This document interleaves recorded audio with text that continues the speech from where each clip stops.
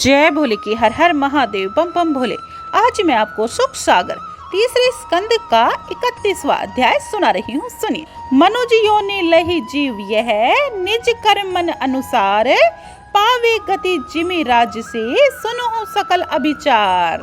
सुनिए। श्री कपिल देव जी बोले, प्राणी देह प्राप्त के लिए देव से दिए गए कर्म फलों के द्वारा मनुष्य के वीर्य के कणों के आश्रय से स्त्री के उदर में प्रविष्ट होता है।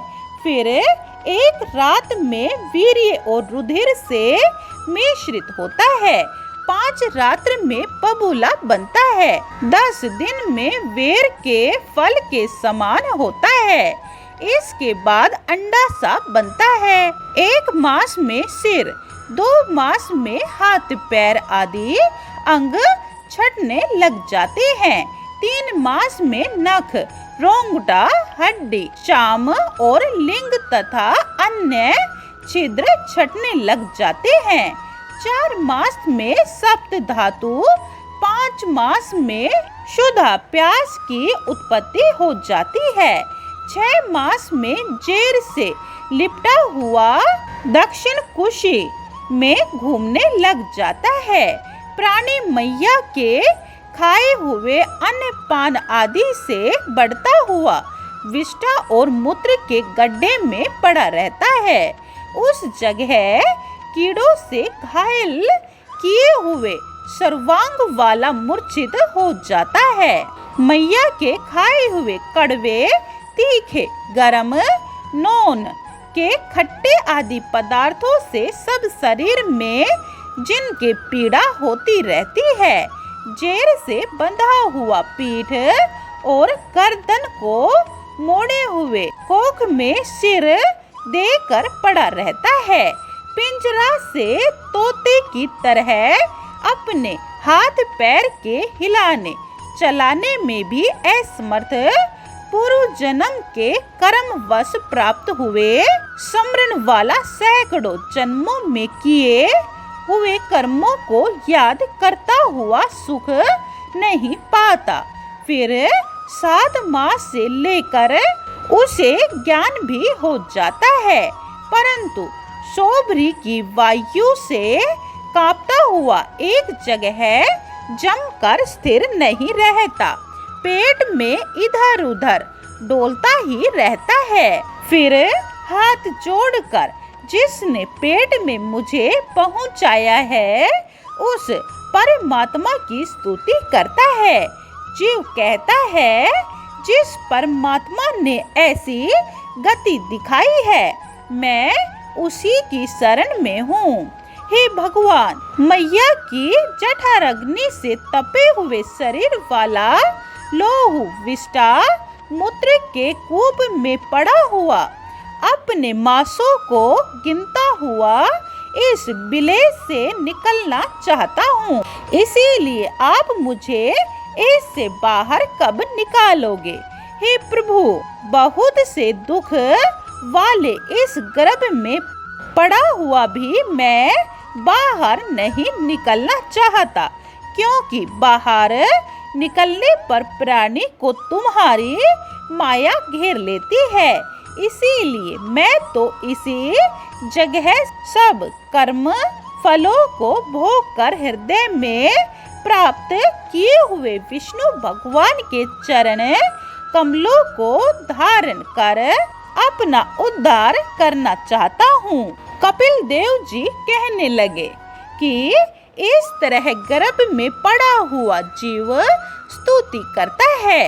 जब 10 मास लगता है, तब सुतिका की वायु प्रसव के लिए शीघ्र ही प्राणी को नीचे को मुख करके गर्भ से बाहर फेंक देती है। तब फिर उस सुतिका की वायु से नीचे को फेंका हुआ नीचे को सिर करके बड़ी तकलीफ से निकलता है। तब धरती पर रक्त और मूत्र में गिरा हुआ उल्टी गति को प्राप्त हुआ ज्ञान के नष्ट हो जाने पर रोने लगता है। इसके अभिप्राय को न जानती हुई मैया आदि उस बालक के रोने पर तकलीफ जानकर स्तन का दूध और नीम का रस पिलाने लगती है। खटमल आदि से युक्त मलिन खाट पर सुलाया हुआ शरीरों के खुजाने में असमर्थ होता हुआ रोता है। इस तरह 5 वर्ष के बालकपने के दुखों को और 10 वर्ष के पैगड़ अवस्था के दुखों को भोगकर जवानी को प्राप्त करता रहता है। जवानी में इच्छित वस्तु के न मिलने पर शोक के कारण बढ़े हुए क्रोध वाला घमंड में आकर आत्महत्या करने के लिए उतारू हो जाता है। पंचभूतों से बनी हुई इस देह में मैं मेरे पने का घमंड करने लग जाता है। देह के लिए ही कर्म करता रहता है, जिस कर्म से कि बंधी हुई देह से फिर संसार के आवागमन के चक्र में पड़ जाता है। यदि प्राणी लिंग उदर के वास्ते किए हुए उद्यमों से ऐसन मार्ग में पड़ जाता है तो वह पहले की तरह फिर नरक में ही पड़ता रहता है। दुष्ट संग करने से सत्य, शुद्धता, दया, मौन, शांति, इंद्रियों का दमन यह सब नष्ट हो जाते हैं। अशांत मूड और जो स्त्रियों के संग से केड़ा मृग की भांति स्त्रियों के हाथ के कठपुतले बने हुए हैं, ऐसे पुरुषों का संग न करें। जैसा स्त्री संग करने से मोह और संसार बंधन होता है, वैसा अन्यों की संगति से नहीं होता।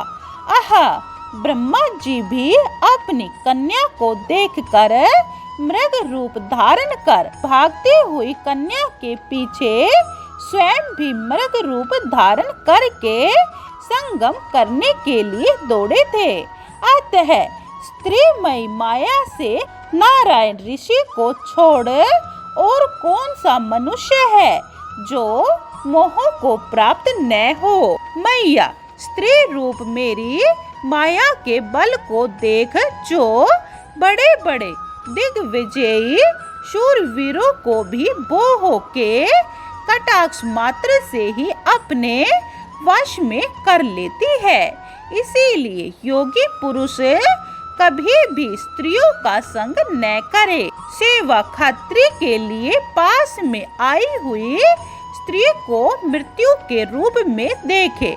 जैसे घास फूसों से ढका हुआ गड्ढा पशु के लिए मृत्यु करने वाला होता है, जीवात्मा पूर्व जन्मों में स्वयं पुरुष होता हुआ भी मरण मनुष्य में स्त्री के ध्यान करने से स्त्री योनि को पाकर उसी की तरह आचरण करता हुआ मेरी माया के मोह से धन संतान घर देने वाले उस पति को अपना मालिक मान बैठता है।